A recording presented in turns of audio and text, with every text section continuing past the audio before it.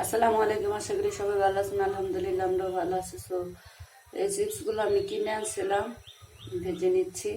দেখেন,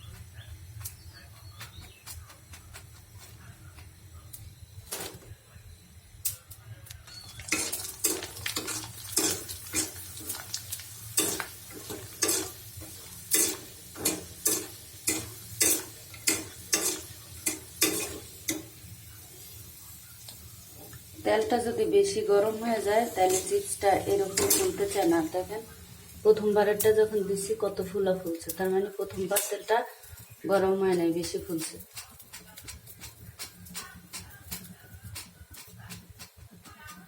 আর এটা অল্প একটু ফুলছে। তো যাই হোক, আমি ভেজে নিয়েছি, বাকিটা পরে ভাজবো। ভিডিওটা শেষ করছি। আল্লাহ হাফেজ।